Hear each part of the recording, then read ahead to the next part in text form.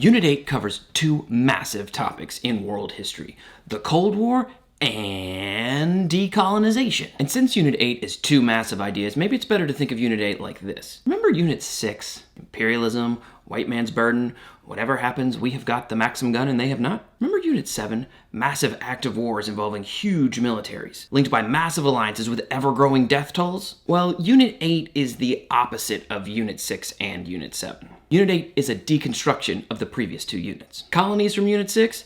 They're getting their independence. Hot wars from Unit 7? They're getting smaller and colder. So when you think of Unit 8, think of it as an extension and a deconstruction of the previous two units. Today, we review setting the stage for the Cold War and decolonization.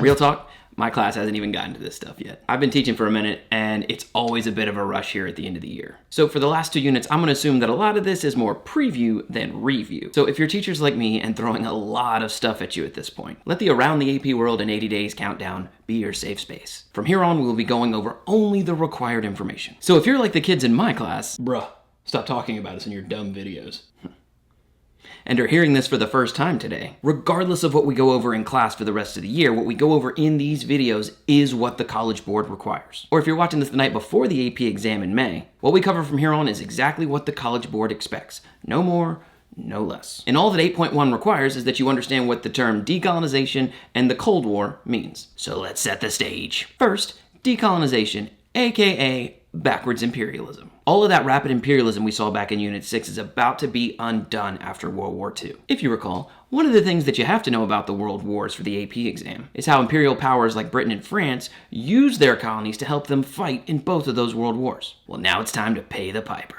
Nearly 1 million Indians fought in World War I. And in World War II, 15 million people from the British colonies fought on the British side. As early as the Treaty of Versailles back in 1919, Woodrow Wilson arrived with his 14 points, and the fifth point states, "A free, open-minded, and absolutely impartial adjustment of the colonial claims based upon a strict observance of the principle that in determining all such questions of sovereignty, the interests of the populations concerned must have equal weight, with the equitable government whose title is to be determined." And after World War II, Article 1 of the UN Charter states that one of the main purposes of the UN was to develop friendly relations among nations based on respect for the principle of equal rights and self-determination of peoples. So the world is ready for decolonization, but how that goes down is sometimes very different than these documents laid it out. We'll cover decolonization more later this week in 8.5, 8.6, and 8.7. Second, the Cold War, aka Unit 7 backwards. Hot wars were devastating. World War I and World War II killed well over 100 million people. One thing the global conflicts of Unit 7 ends up doing? Shifting the global balance of power. Remember how much time we spent on the French and the Dutch and the British and the Japanese empires? Watch how often those are brought up in the context of the Cold War in the coming weeks.